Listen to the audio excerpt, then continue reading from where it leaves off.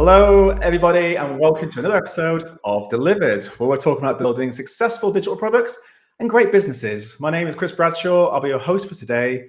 I'm also the Product Strategy Director at Infinum. So today, who do we have? Rebecca Courtney, a very special guest. Really looking forward to this. She's a facilitation coach. She's also a workshop designer at probably one of the best, if not the leading training companies in facilitation in the world, AJ and Smart, who are also a award-winning product strategy studio, and they have worked with pretty much every big name under the sun you could imagine. Rebecca's been at the forefront of a lot of this over the last sort of like 5 years. They are essentially, I think, one of the best companies for kind of like the workshopping game. Now, Rebecca has a background in like education. She has a master's in education, and she combines that with the collaboration dynamics in her workshopping styles. And I think today we're just going to learn loads about how to work better together. And before we meet Rebecca, I just want to pause and say, if you have a question for Rebecca with the Q&A box, leave your message in there. Keep it short, concise, precise, and we'll get through as many as we can at the end of our conversation together. So without further ado, let's go meet Rebecca. Let's go.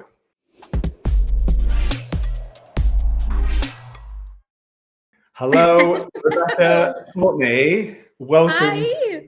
to Delivered. Hello. Thank you so much for having me. Hey, it's an absolute pleasure. Thank you for taking the time to join me on this emotional journey on Delivered. I was trying to really convey the skills and the knowledge and everything that you have and what AJ and Smart do in a really concise way, but I think it's so vast and so, important that we kind of get this correct for the audience first and foremost. So should we just start talking about you and talk about your career and how you became part of the AJ and Smart team as a facilitation, I guess, champion, guide, Whoa. First of all, thank you so much for the amazing intro. I feel very honored for the way you introduced me. But I've been working with AJ and Smart for a few years now. But before that, as you said, I was a teacher. So I was a primary school teacher. I did a bit of Montessori teaching as well. And I really, really liked it. I really loved it. And that was like, I've kind of worked all my life towards becoming a teacher. And but when I actually got into the thick of it and got into the thick of teaching, I started to feel a bit disheartened about the actual career path. It felt very predictable to me. I felt like my skills were just getting a bit stagnant, and maybe some people listening here might also feel the same in maybe a career that they're in right now. And that was kind of scary to me because I dedicated so much time to actually working towards that goal. And while I was having these doubts in my head about the career path I had chose, I was also in conversation with my brother, who's Jonathan Courtney. He's the CEO of AJ and Smart, the company I'm working at.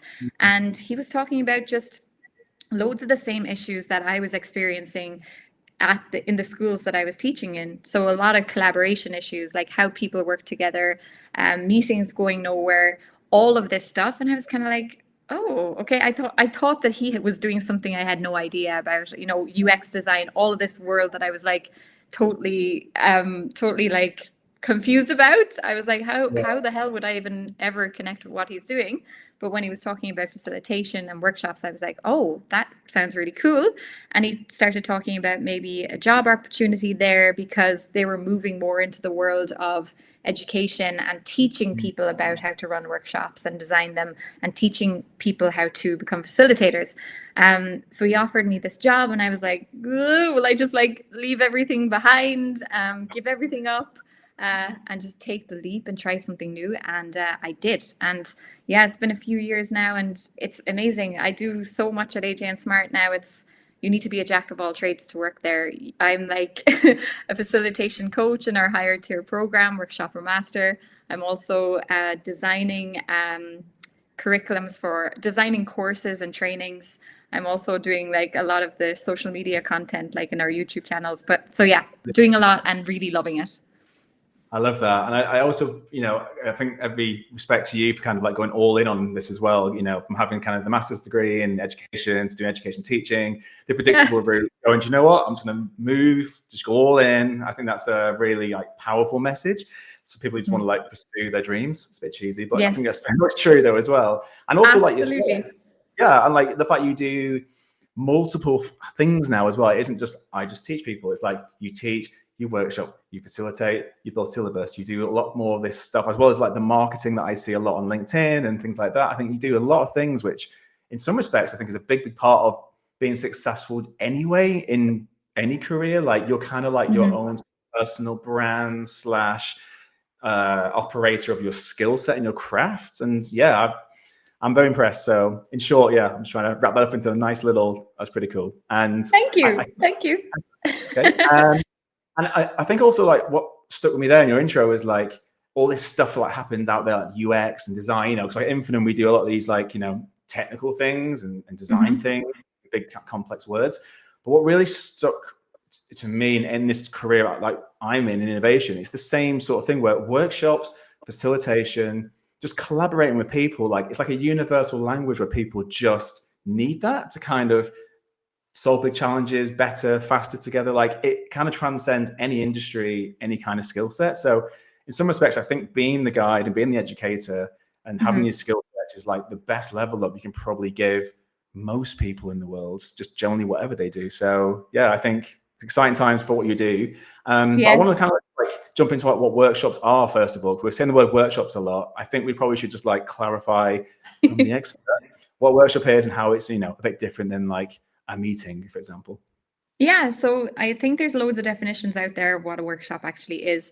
And if we were to define it at AJ and Smart, we'd say like the fluffy definition would be that it's like a highly structured meeting or a session where the facilitator guides a group through some exercises so that the whole entire group can come to the very end and all be aligned on a solution that they want to go forward with.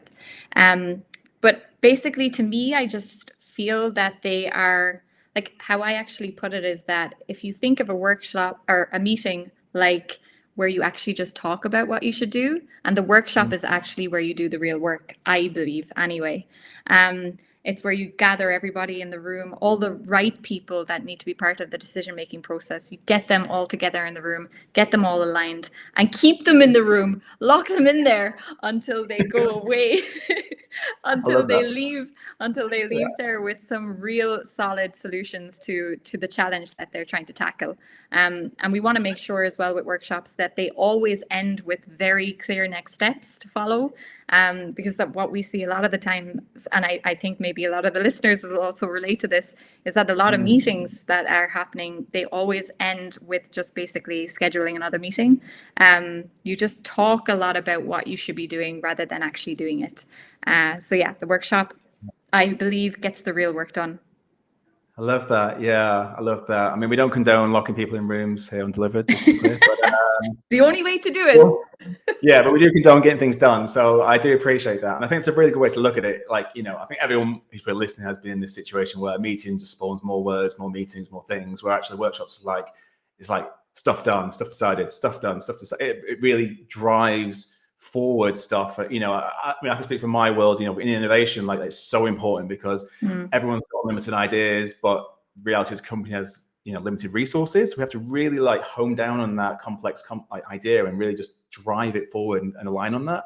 I think you're right. Workshops help that rather than just, you know, a generic meeting type thing. So, you know, but also I believe, you know, that meetings aren't going away anywhere. They're going to be there to the end of time. But I think the main thing is like, can you learn and apply workshop principles in meetings to maybe like help them be more efficient and a bit more just purposeful and, you know, efficient, I guess. Things. Yeah, definitely. And I think as well, like, not all meetings need to be a workshop. And you know that as well. There are so many different types of meetings that happen. There's meetings that are just like these dailies, there's weeklies, there's just these check-in meetings. They don't need to be turned into a workshop. They definitely don't. They would definitely benefit by having a facilitator in the room and having somebody who has the facilitation skills and the knowledge to actually use some workshopping techniques to make sure that people move from A to B and that it's not just like an open discussion that goes nowhere. But then the more strategic meetings where real decisions need to be made, where the complex decisions need to be made, they can be turned into workshops. And they should be led by a facilitator who's skilled and who knows, who understands group dynamics, who understands how to manage discussions in a way that's actually productive.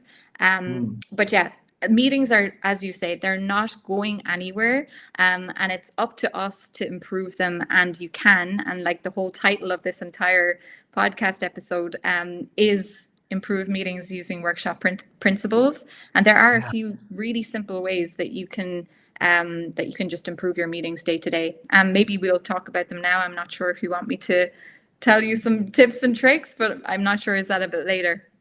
Well, I think it feels like it's a nice segue to get into Yeah. it, because I think, I won't go into the exact benefits. That's definitely your bag.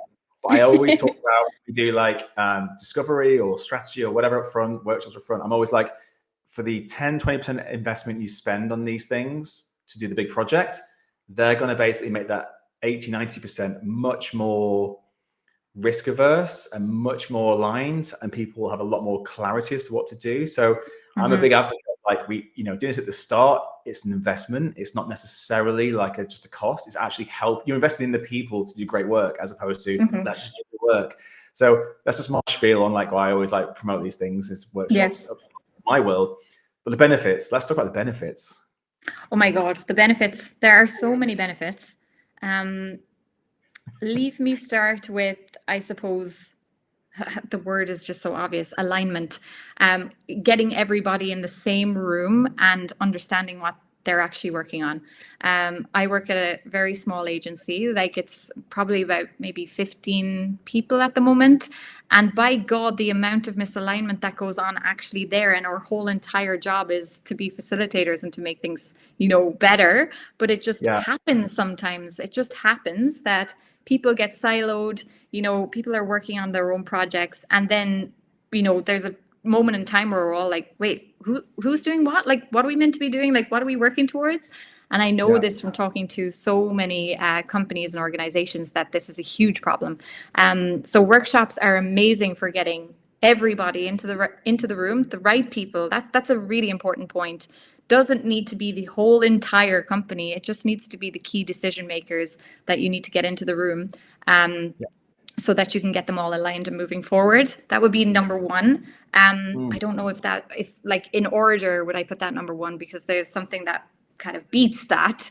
And that would be the second benefit, which is, workshops allow everybody to be part of the decision-making process. This is huge. There's so much data out there. There's so much research done that people need to feel ownership over the solutions and the decisions being made in a workshop or a meeting. If they're not, and if the solutions are just kind of passed down from above and just decided for them, then people won't actually be excited or have the energy to execute any of these solutions or ideas. They won't feel like it's theirs. They won't feel excited about it. And there's a really nice quote. My apologies, because I have no idea where the quote came from. Like, I fully stole it. Let's say it's from me. I'm joking. It's not. I believe you. It's something very, very well. Somebody really established and intelligent. But the quote is basically that people support what they help create. And I really love this. If people are actually part of, like, right there at the beginning, creating ideas, creating something, and they're all a part of it, and they have the space to get their ideas in, they feel like they don't feel worried that their ideas are just going to be ignored or sabotaged. When they're part of that process, they're way more likely to implement these things, and those ideas are more likely to succeed then in the business. So yeah, everyone's being part of the decision-making process, and this whole experience is probably like one of the biggest benefits for me with workshops.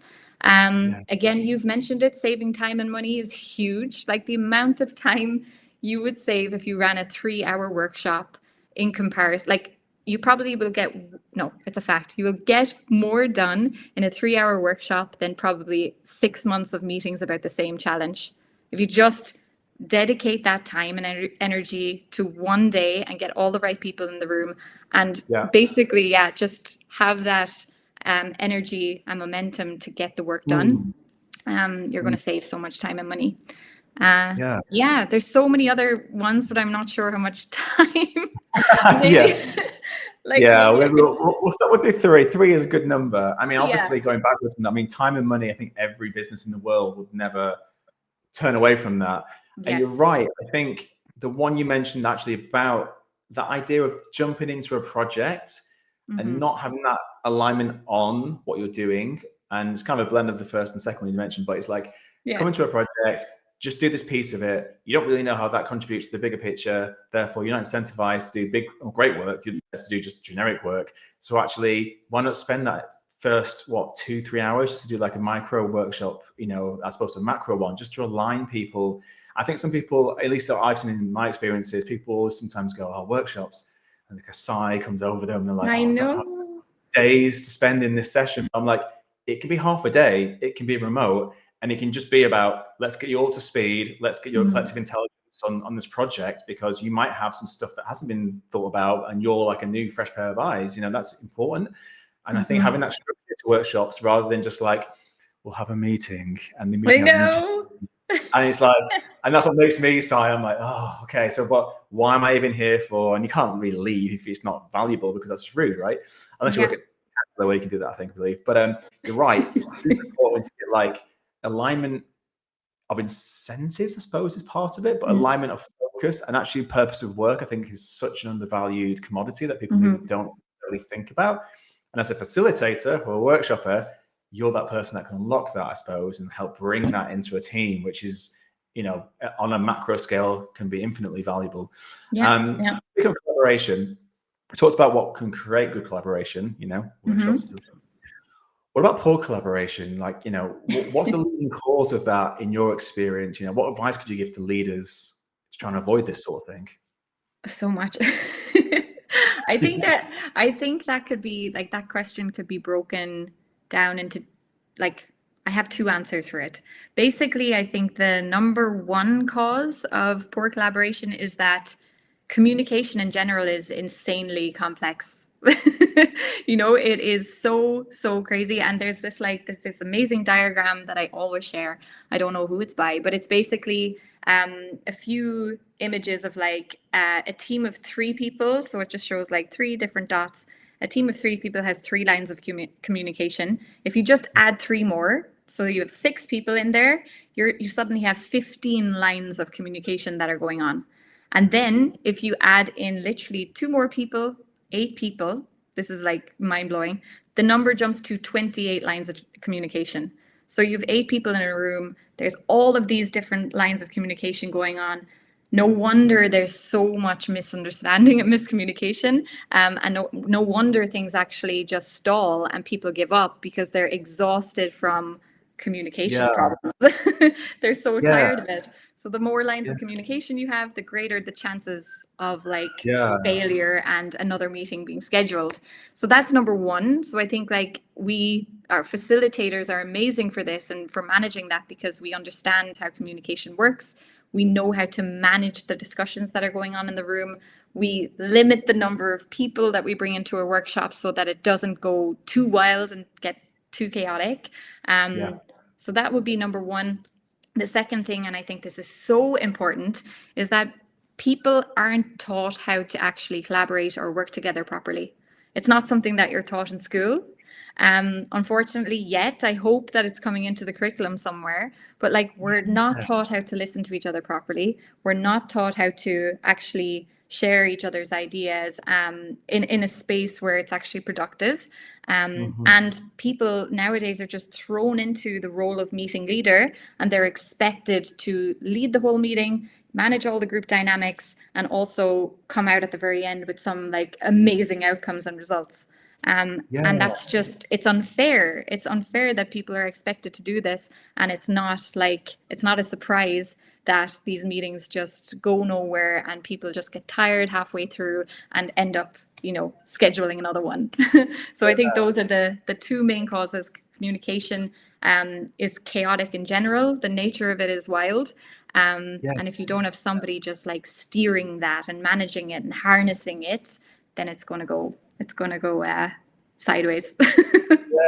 It's such a really good point. I've never thought about it in such a large scale. It's almost like we're set up to fail potentially because we don't have it baked into our education system. It's like when you Yeah. become like a manager or a leader, most of the time you don't get trained on that. You're just like, oh, you've been here the longest or the most senior, go and lead and manage people. And you're like, oh, okay. So, but there's no training in that. And I think you're right. It's a great point about educational parts of like what we should be doing. We actually did a survey on LinkedIn fairly recently just to kind of like ahead of this conversation, and it was like 45% of people on the survey said most of their meetings feel like a waste of time, and I suppose that doesn't surprise you based on not even the thought of the people, but just because maybe an education revolution needs to be adhered to, which potentially is on your shoulders now because we just talked about it. But we could do it's all up to me. No, I'm definitely trying to get that up and running in our communities. I'm like, the minute a teacher comes in, I'm like, oh, so you might want to get workshopping and facilitation and like get it into the curriculum, please, God.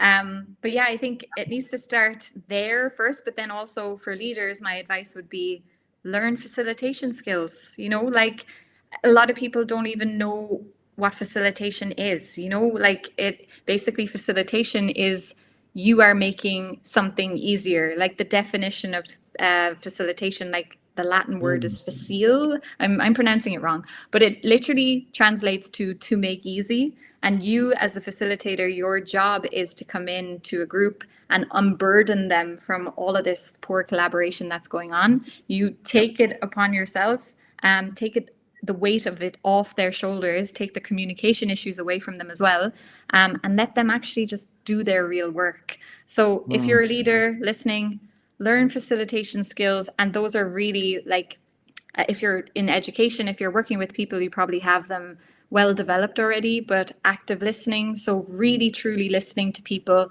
and what they actually want, asking powerful questions, giving clear instructions, managing the energy of the room, understanding group dynamics. All of these skills are super necessary to try combat this problem that we have of poor collaboration. Collaboration chaos is what we call it at AJ and Smart.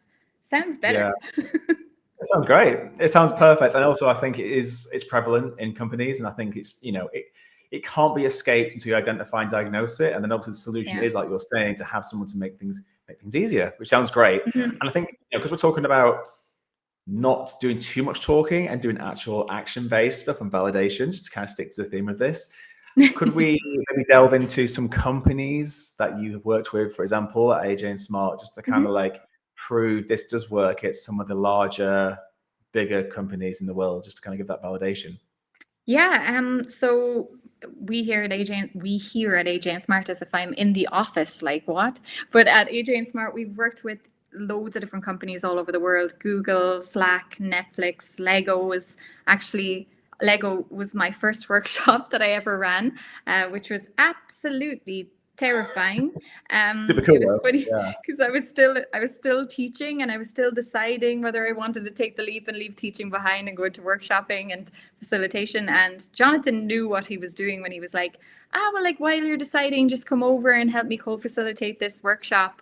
It's going to be great. And then like, I think it was the day before the workshop, I heard that it was Lego. I knew like the outline and everything and what we were actually doing, and we were planning it and everything, but it was like, oh yeah, by the way, it's Lego. What? So that was a really cool experience. We did a 3-day workshop actually at the Berlin office, and we taught them a lot of workshop facilitation techniques. We helped them with one of their challenges, which was, right now I'm like, so I know that the original problem and challenge that they had was that they wanted to make their instruction manuals a bit more I think accessible for their customers. I think if anyone from Lego is here and listening, I'm sorry if I got that wrong. But the reason I didn't really focus too much on that challenge is because once we got into that challenge, we realized what the bigger challenge was, and that was misalignment in the team. So we basically took them through a 2-day workshop on trying to teach them how to better collaborate and better communicate with each other, so that they all knew what was going on, because they were all working in different departments, but towards the same goal, and it was getting very messy and hard for them to keep track of things. So that was a really cool experience. And also Lego, like Jonathan, a few years ago, he went to Tokyo and he ran a really big workshop with Lego there too, and had there was a podcast episode actually on his older podcast. It's called Jake and Jonathan, where he interviewed somebody who was working in Lego, like somebody really high up there, and he spoke about them taking this massive break in the company and changing everything internally to using design sprints, and now they still use them to this day. So yeah, even just like bringing workshops and that way of working into work really transforms teams, companies, organizations. It's such a good way to look at it as well. And, you know, the design sprint, for anyone who's listening, is one of the most powerful, I'd say, workshops for sure. It's something that I think I've done since 2017. We do it all the time at Infinum. It's like the best way just to get like ideas kind of out of people's heads, visualized, flowed. You know, it's like the great way to visualize and make people like align around it. Yes. But I think one, I mean, I'm gonna take a quote from someone. It's not your quote this time, but Donald Rumsfeld, and it's that kind of classic, like there's known knowns, known unknowns, and then known unknowns that come up. And that kind of makes no sense until you're in a workshop. And when people say to me, okay, we want to be innovative and build stuff, we want to build this like technology, I'm like, cool, like what are we doing for it? And I have a general idea. But what I find by doing any kind of like group work, facilitation, group dynamics, whatever, it kind of, you know what's going to come out of it generally, and you might get a slight deviant from that. But then the magic, I think, is when you find the unknown unknowns and stuff comes out of it, the ideation, or even sometimes even the conflict, because it's like that's the time to kind of like find the conflict, hash out the conflict before you go into a production state and start spending loads of money building this new idea, whatever that idea is, right? And I think that's part of it. Like I think that's a really key part. And it's fine to find conflict and failure in these safe kind of spaces around workshops, and the facilitator will navigate that. And yeah, I can never stress enough. I think that's why I think for myself personally, why I'm so like leaning into this as like a tech guy, strategy guy. Like I think this kind of work is so important just to protect people's sanity and budgets and time by doing the right work at the right time. So I thought I'd just try and match your, quote for quote. Yeah, no, I loved that. I really like that one. I'm going to steal it and say it's mine. Yeah, exactly. Yeah, you're so wise. So the whole Bible. So in terms of workshop success for everyone at home, like what does success look like in a workshop? How do you measure success in a workshop? So I think it's so funny. Like if you would have asked me this maybe 3 years ago when I started, I would have been like, well, you know, keeping the client happy and, you know, making sure that we met all the key objectives and that we have all the results and all of that. I think that's still incredibly important. And I think that having tangible results and having a team leaving the workshop with a list of action steps to follow and them all aligned on what they're going to be doing next, rather than leaving and being like, so yeah, that was great, but like, what the hell are we actually doing and who's doing what? So having that set up is like a key metric for success for a workshop. But also now what I'm looking out for, the main thing I'm looking out for is people having fun. That is a huge part for me. People actually getting the opportunity to come together and do their real work, do what they were actually hired to do. You know, like in meetings now, what I've noticed, there's so much research out there on this as well. And there's so many people I'm talking to. They're hired for a particular job. They have a particular skill set, but they spend all of their time jumping from meeting to meeting, talking about what they should be doing, rather than actually doing what they were hired to do. And it's exhausting for people, you know, like they're trying to do their real work in between the meetings. Like they have all these different tabs open and they're like, oh my God, and even bringing their real work home and doing it after hours. So what I think is amazing and what I love seeing in workshops is the joy in people's faces when they actually get to do what they're good at. And they have that space to just be like, okay, oh my God, this is what I should have been doing this whole time. So I think tangible results, people all being aligned and all bought into the workshop's success, fun, and making sure that they actually do something with what came out of that workshop.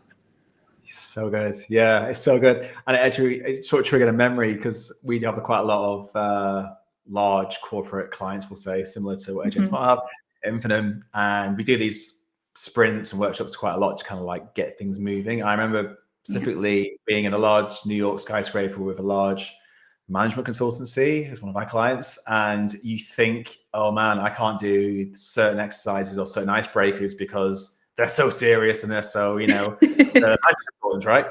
Yeah. And you're right. Actually, I started the whole session off. There was like 12 people in this room, 3 dialed in, one all had huge titles, big titles, like global list, VP of that. Yes.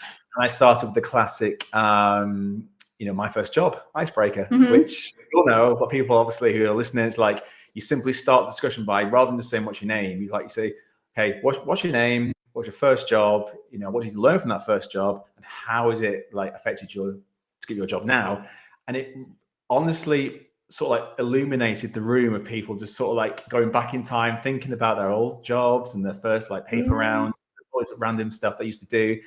And it's such a nice way. And it sort of broke down these barriers of client agency and, titles and titles. And it was just we're just all human beings working to try and solve a problem together. Yeah. And you're right. I think it's such a powerful way just to connect people and break away the stigma of who's the most senior, who's the most loud, who's the most whatever.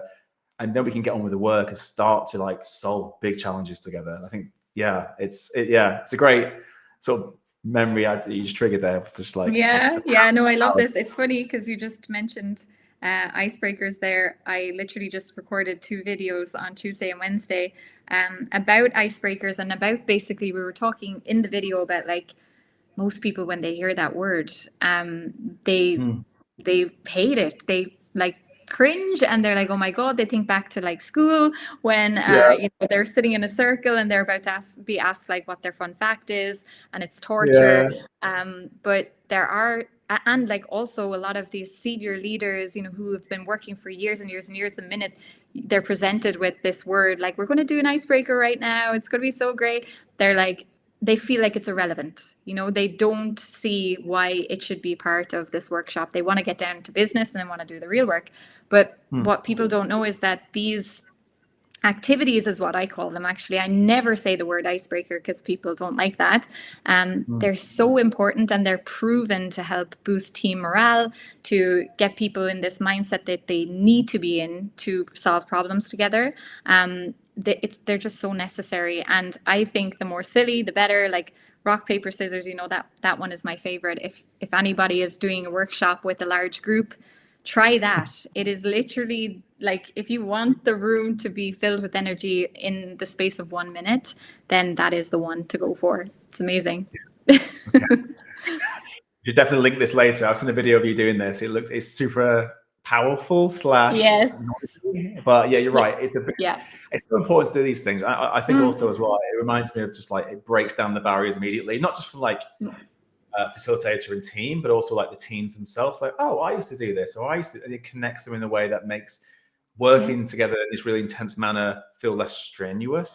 So I think it's super important. I think it's also worth just to kind of delve into some of the myths about workshops as well, and maybe debunking some of those. Because I think there's as much as there's this idea of it can bring joy, maximize happiness and efficiency, and all the some myths and things that we want to just get rid of whilst we're talking about.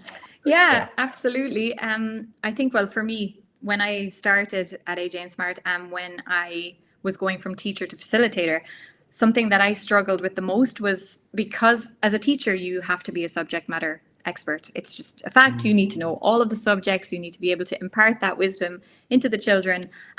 So when I moved from teacher to facilitator, I also felt this huge pressure to be able to understand all of the people that we were working with, problems and challenges in detail.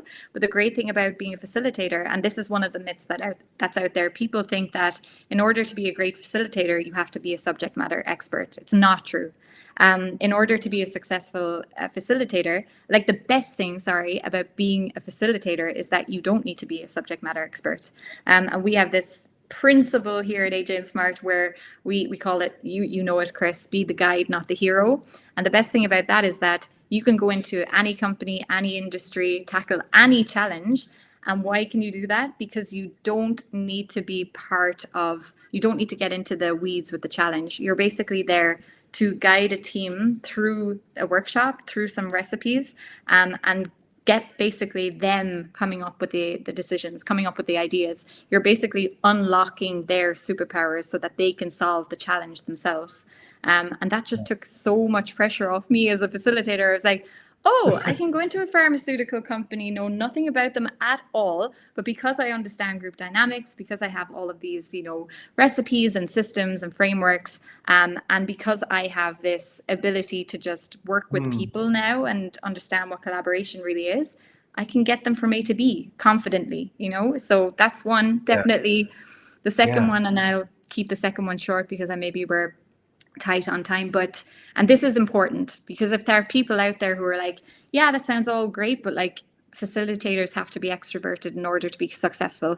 That is another massive myth that needs to be debunked, because you do not have to be an extrovert to be a successful, good facilitator. Like, actually, the best facilitators at AJ and Smart are the introverted members of our team. And the reason being is because they're better at listening than the extroverted facilitators. They're able to slow down, step back, and really listen and be a proper guide and not get too involved in what's going on. So yeah, that is something that I really want to just let people know. You do not need to be a performer, entertainer, extroverted personality in order to do a good job as a facilitator and run successful workshops.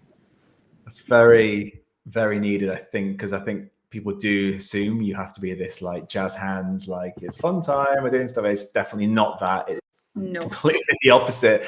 And it's so true about being the guide, not the hero. And the amount of workshops I've ran with, starting off with like a Lord of the Rings slideshow going, hey, the fellowship, this guy's a decider because he's the sponsor.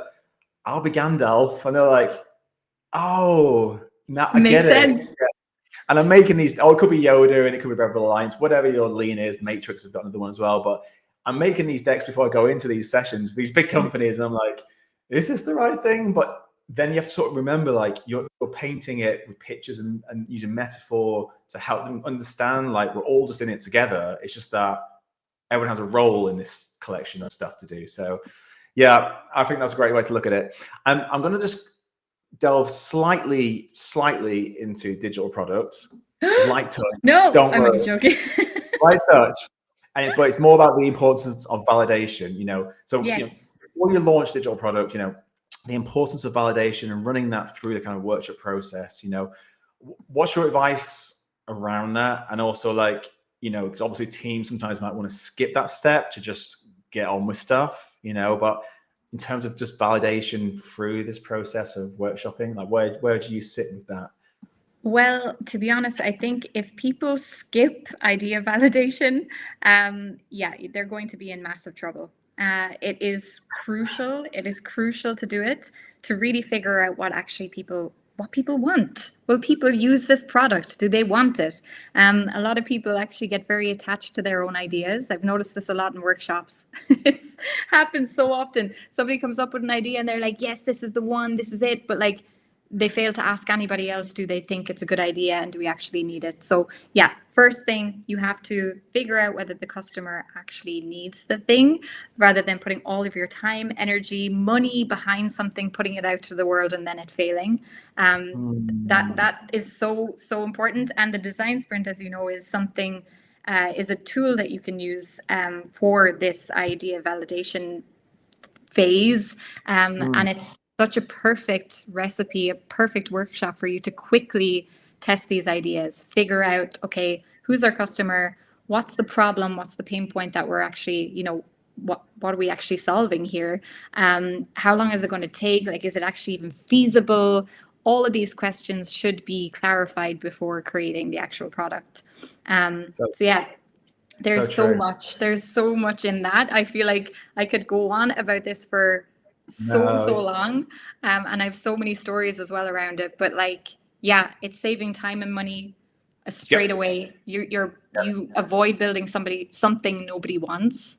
You're defining and clarifying the problem, so straight away you're validating whether what you're solving is the right problem for the right audience.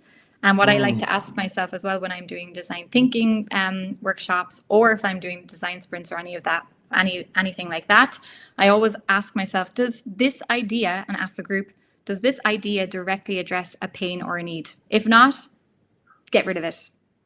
Yeah. Get rid of Love it. that. Yeah. Love that. So I just found the sprint book there right next to me. Yay. Never start, validate everything. So I'm glad you said that. It's kind of a loaded question. It's like, please validate everything, people. When you do anything to do product innovation, or just generally any idea, right? It's. Oh, I actually slightly lied a little bit there, because that's one light touch tech question. I had one more question that is also, it's in tech a little bit. Yeah. But Okay. it's not that horrible, overused word, but super important, AI. Oh, I like this. I'm getting a bit more into it definitely lately, and especially I don't know too much right now about what's going on, but I do know that for the next 12 days that is it ChatGPT or something is releasing some new feature. Yeah, it is ChatGPT. They're releasing a new feature every day, and I'm kind of slightly invested in that whole thing. So yeah, maybe it's the perfect time to ask me this question. That's it. You can build your own. You could like Beck bots or something like that. Yeah. But in terms of like how it influences, you know, at the minute it's influencing everything, of course, and everyone's talking about it for every single industry and service. You know, but in terms of like your world, in terms of like workshops, you know, how do you see AI being like useful to help solve problems or influencing the workshoping process? Like, do you see a place for it in such a human-centric space? Do you see it being additive, or do you see it being destructive? No, I definitely see it as an additive.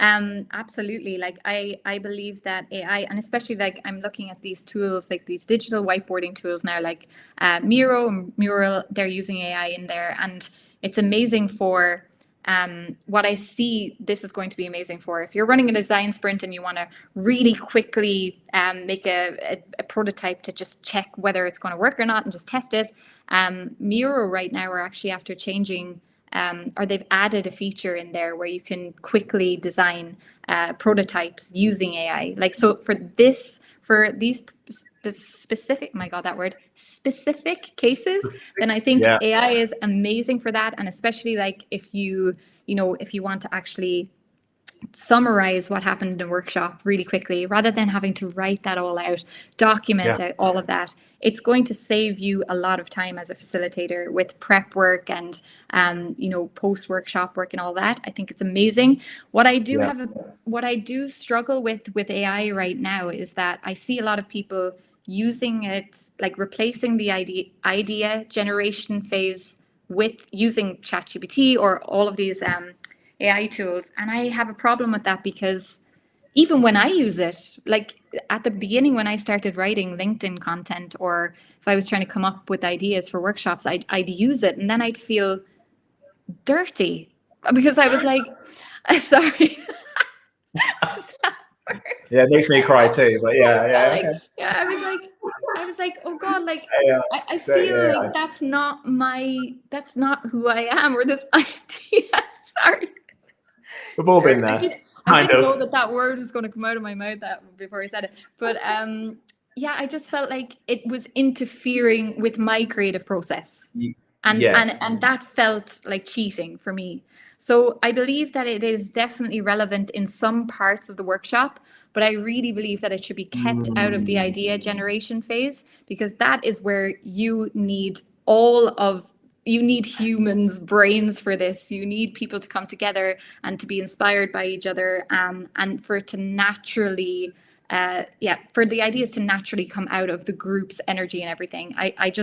I'm very like strict about that. That's totally fine. I mean, AI is amazing, but also, it's dirty. So it's not cross-pollinate. Yeah, it's dirty. But no, I will say one more thing. Sorry, Chris. Another thing I will say, and like I think this is like a big one, because I think that AI can definitely replace what regular facilitators can do. And what I mean by regular facilitators is that people who follow rigid recipes, people who have to stick to a very rigid agenda, like an AI generated facilitator can do all of that. But a successful, great cookie cutter workshopper. Is that the right way to put it? Yes, yeah, exactly. So I think they can replace AI can replace that type of facilitator, but you can't replace what we call at AJ and Smart an emergent facilitator, and that is the type of person who's able to be thrown into any situation, any workshop situation, and deal with any unexpected challenge that might be thrown their way. You know, like challenging participants, skeptics, somebody arriving late, having to change things really quickly. You know, you can't beat that in person or like human experience that or human what's the word? I'm gone. She's getting too warm. Human creativity, human ingenuity. Yeah, I know what you're saying. In Yes, terms yeah, of the like, intuition, that's the word. You can't yeah, actually replace that. true, because I think the way AI is, it's great at producing a bunch of stuff, but it needs human beings to then be like the editors and the actual people that make the decisions. And Yes. as a human would say, obviously, you don't want AI to take over that. So I'm going to pause on my questions because actually my last question is very similar to the first question from our guests. Actually, do you know how many people are here, or like, do you have any idea? Oh my God, I knew it. They'd all be here. All AI people coming to get you. People. So I'm gonna pause my questions and move to the audience questions. And this is a really great first question, actually, because we talked a lot about principles. We talked a lot about how to help meetings be better. How do you apply workshop principles in a sense that you can go in there respectfully and try and guide and do things in a structured, productive way with these principles without being a jerk who steps on people's toes? That's a great question. Okay, so basically, if you're working in a company and you want to try out some workshopping techniques and you want to dabble in facilitation, my advice to you would be in the next meeting that's coming up, if there's no real leader who's steering the ship, I would suggest that you volunteer to be that person. And you don't want to just go in there and be like, I'm going to facilitate this. I'm just going to, redefine the whole way we work.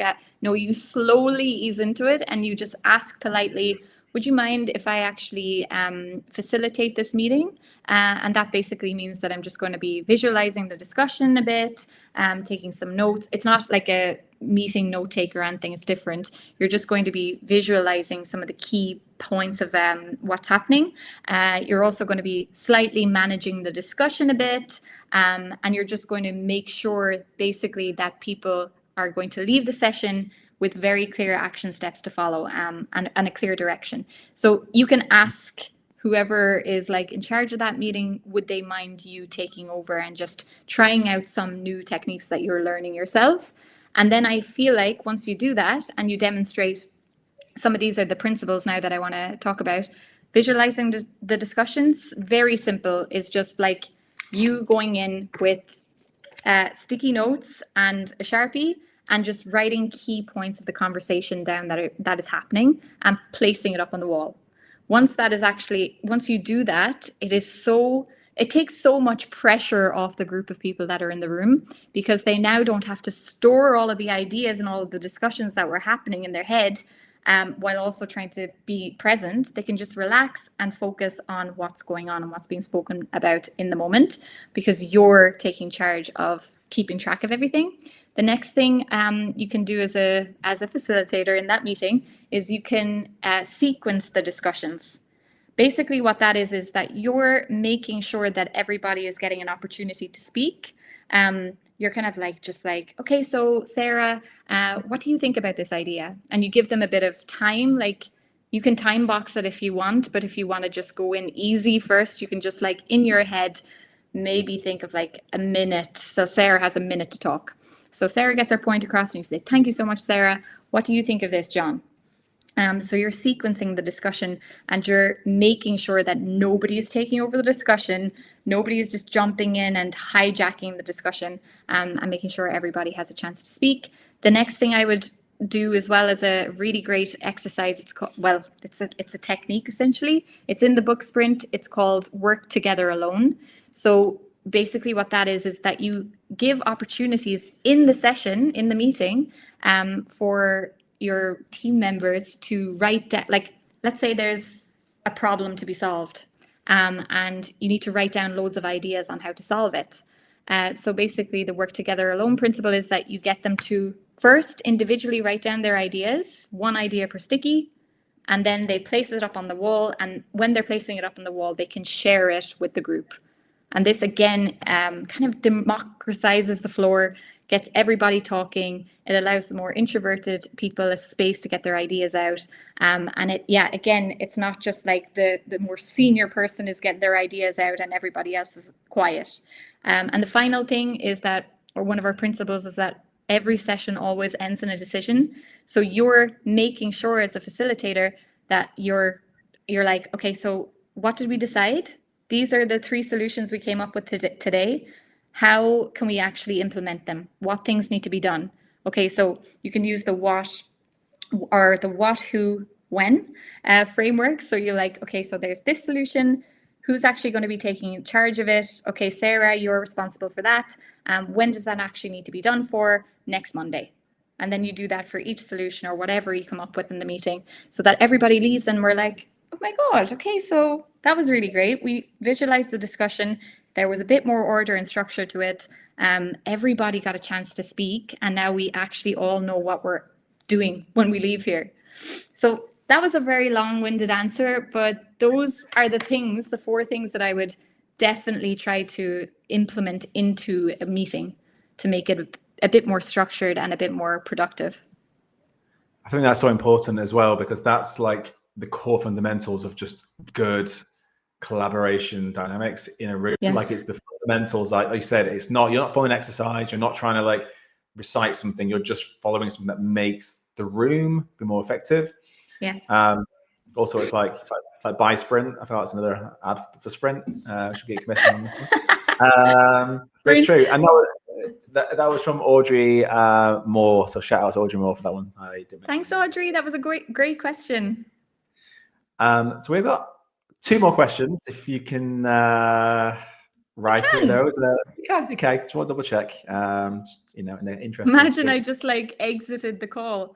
That happened. That happened to me accidentally last night. By the way, I was on one of my higher tiered workshop or master calls, and my colleague was running it, and I accidentally shut down the whole entire call. Yeah, gone. Okay. Yeah. So the folks at home, we're going to try 2 more questions. We can't guarantee if Rebecca's going to stay. We'll see how it goes. The next one's from Tom. What resources can you recommend that provide great workshop frameworks that can adapt to our specific needs? Specific needs. That word again. Okay. Am I allowed to plug myself? I mean, I feel like, here, so of course. So will you repeat the question?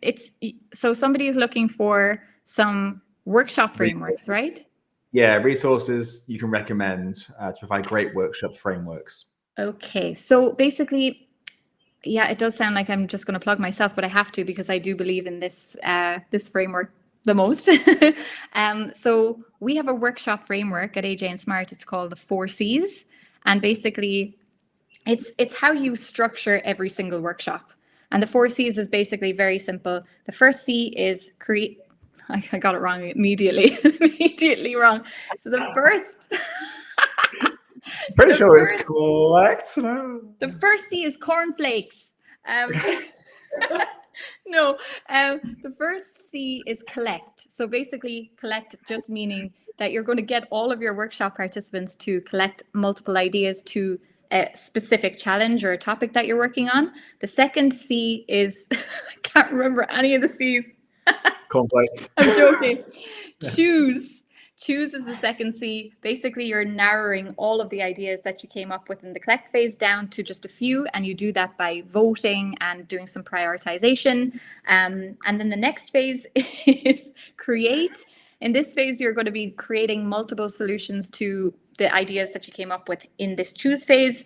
Maybe you do like a really nice exercise. It's called 10 for 10. You're just coming up with like 10 possible solutions to tackle the challenge. And then the fourth stage is commit. Again, it's really based on what I was talking about earlier. You're committing to some actions. You're not leaving the workshop without knowing exactly what you're meant to be doing. So the 4 C's is one like workshop framework, and then you can like plug in loads of different exercises into that.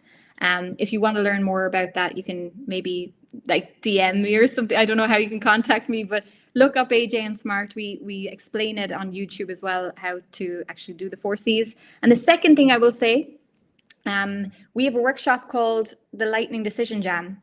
And that is like the most perfect workshop recipe to use if you want to turn your meetings into a more structured sessions. And basically, it's just a few exercises that you run together. You can do it in 90 minutes. And the whole idea behind it and the goal behind that workshop is to get a team to actually solve problems and make decisions together in a very structured, collaborative way. So again, Lightning Decision Jam, if you want to Google it or YouTube it, that is an amazing framework to start off with if you're looking to get into workshopping. So good. I'm just trying to find the link to the Workshopper Playbook, which I know is the book of all books talking about this framework, and we'll try and share that in the chat somewhere with a link to it. Yeah, so that's probably what I should have mentioned first. No. Mentioning cornflakes was the best. Cornflakes is like the best one ever. Of course, yeah. You get cornflakes with your forces. And okay, so the last question, anonymous, it's very mysterious, which is, what's a tangible way of explaining how you save time and money by utilizing workshops? What's a tangible way of explaining? Oh, best way ever. Tangible way of explaining. Well, if I've understood the question correctly, then my answer would be to show people, get somebody, whoever is maybe skeptical of the power of what a workshop can do and its ability to save time and money, then you just need to do a showcase workshop with that group of people, with the person who's maybe like doubting it or questioning it, and just get them in the room with you and facilitate a short workshop. And basically through that, when you use all of these workshopping techniques like discussion or visualizing the discussion, all of these things I mentioned, like sequencing the discussion and using different exercises to get people from A to B, they're immediately going to understand why it saves time and money, because you're going to be able to show them like an empty room at the very beginning with them having absolutely no idea how they're going to solve a particular challenge, that within 90 minutes they have solutions, a clear idea of what people are meant to be doing on how to actually tackle this challenge. So yeah, my advice would be, if you're trying to convince anybody of the value of workshopping, if you want to get started, just showcase it. Get people in the room with you and show them what you can do. Did I answer that right? Like, as in, did I understand the question correctly? I think you get 5 stars, cornflakes, for that answer. Thank you. Unfortunately, I can't ask the person because they're anonymous, which is, I love in some respects. It's quite mysterious. You're right. It is Friday the 13th. It is actually, yeah, it is. It is actually a very good point. And you're right, because I get this as well myself. I always, again, just go on the quote side of things. It's like, if you think good design is expensive, you should see what bad design costs, right? And it's like, I always say, it's like my clients who are doing products, I'm like, it's going to cost you way more money if you don't do this, because if you get it wrong, you're going to spend loads of time doing it. So there's probably a balance there between like making sure you're doing the right thing first time rather than just guessing and hoping for the best. But hey, it's your question. I'm answering the question. No. I think, no, absolutely. I love that addition to it. I really do. I'm getting distracted by your Santa Claus in the background as well, by the way. Oh, yeah. I take it into my workshops with me. So look, I think we've definitely covered enough today. I'm conscious of your time as well. Thank you so much for being part of Delivered, Rebecca. It's been fun, emotional, educational. And I've got a craving for cornflakes as well at the end of it. So I know. I honestly think it needs to be retitled as just cornflakes, because, you know, it stole the show. It's so funny when you're trying to come up, you're like, you created this, or your team creates this framework and you're trying to tell somebody about it. You forget the very first thing that it actually, the very first thing, I was like, that stand for? But no, it was so great to be here. Thank you so much, Chris. It was really fun. Thanks to everybody that has listened. Yeah, I could have stayed here for hours, but I have another call after this. Okay. Well, look, we'll wrap it there so you can get on your call. Again, thank you so much, Rebecca, and Merry Christmas. Merry Christmas. I'll see you soon, hopefully. See you later. Bye. Bye-bye.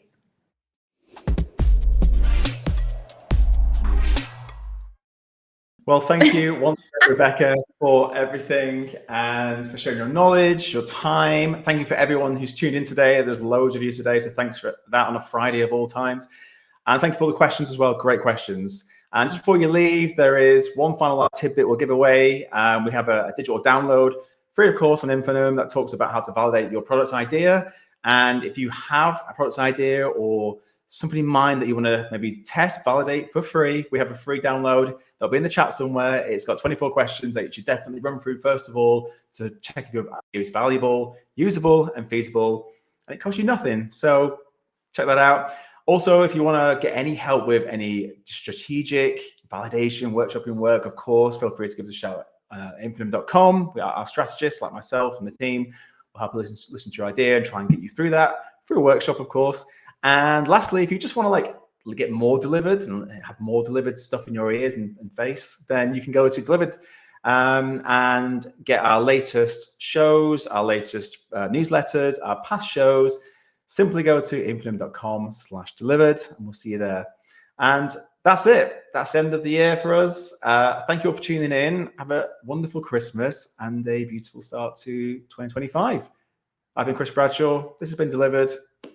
I'll see you soon. Goodbye.